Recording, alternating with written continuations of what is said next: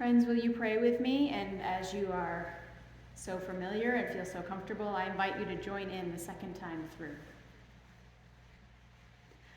Let the words of my mouth and the meditations of our hearts be acceptable in thy sight, O God. Let the words of my mouth and the meditations of our hearts be acceptable in thy sight, O God. Amen. Well, this text from John, I'm not going to tackle that verse today. I'm going to stick with our Lenten theme, which happens to go very well with this text. This is the assigned gospel text from the lectionary this week. So that means it'll come up again. I will tackle it another Sunday. But this Sunday, this is the Sunday of sky and air, as we move through the different parts of creation on our journey toward Easter. And interesting, as Jesus does talk about the Spirit as wind, as air, and being born from above. It's interesting because it really seems, when we think about it, that air and sky almost seem like a wonderful, right metaphor for God. It is there, always, and yet we can't see it. We can see the effect in the world. We can see and hear leaves blowing on the trees, rippling water, snow blowing around. And yet, the air itself we don't see.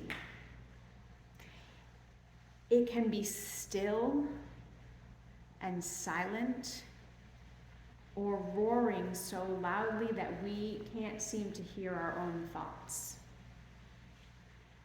It is as far away as the most distant galaxies that we haven't even begun to imagine or explore, and yet it is inside our bodies.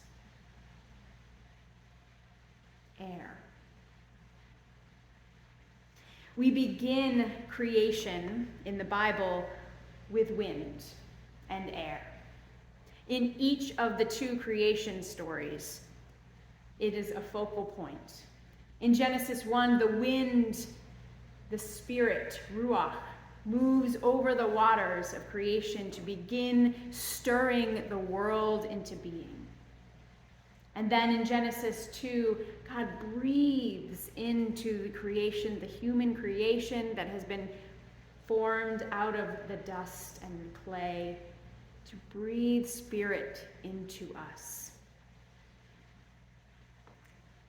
Now, this air and the Spirit, another reason I think it is so aptly a metaphor for God, is that, as Jesus says, it blows where it will. It is not something that we can control, harness, or predict even really well. Forecasters try sometimes, but as we know, it just doesn't always go well. We just don't know how and where and from when the wind will blow.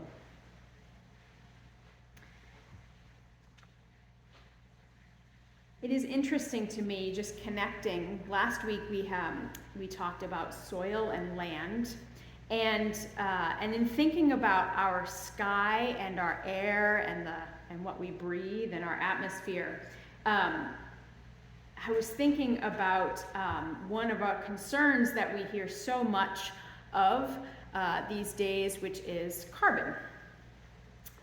Now, carbon is important. We all know that, right? So carbon, foundation for all life on Earth. One of the reasons that we have life and other planets don't is carbon. Oxygen, another one, but carbon. Carbon forms things like DNA, proteins, and it helps regulate the Earth's temperature, right? So too much in the air makes it too warm for us. You know, we hit that. We're in the sweet spot of just the right temperature for life, in particular human life. And it was interesting because I was reading a little bit about carbon on NOAA's website, the National Oceanic and Atmospheric Association, and carbon is a sort of static amount. So what we've got, because our atmosphere is sort of a closed thing, what we've got is what we've always had. The amount doesn't change, just the location. And what's interesting in how this connects back to our soil last week is that a lot of our carbon is in the land. Now, most of it, the biggest chunk is in the ocean, and we'll talk about water next week. But a lot of it is also in the land, because as plants and animals who have carbon in their bodies from consuming plants, which have made carbon from, or created carbon, right? Exchange carbon and oxygen.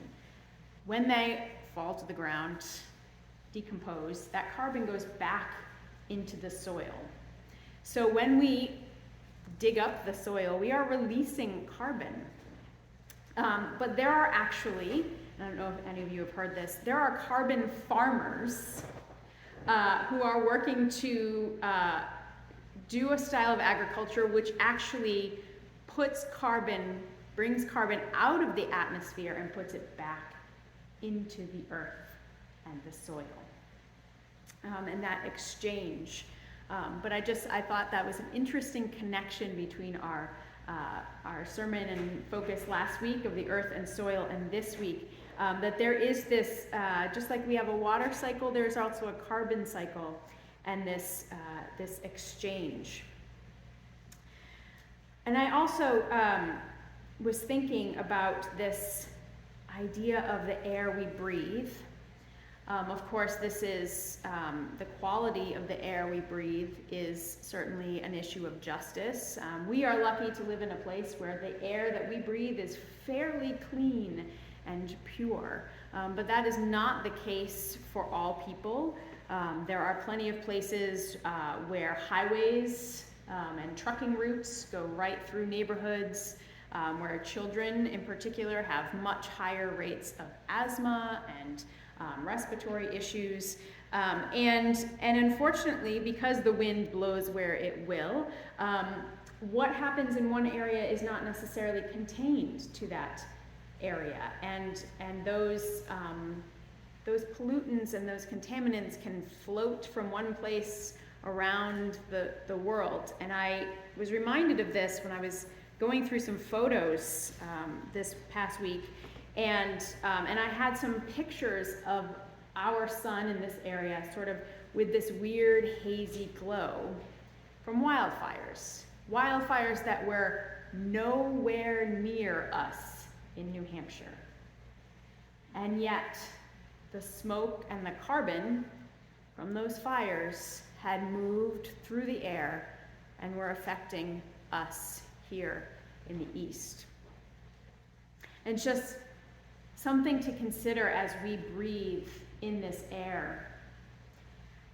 In our book that we're reading for our Bible study, which we're doing on Wednesdays, Daniel Cooperrider, who is a UCC pastor out in Wisconsin now, although when he wrote the book, he was in Vermont.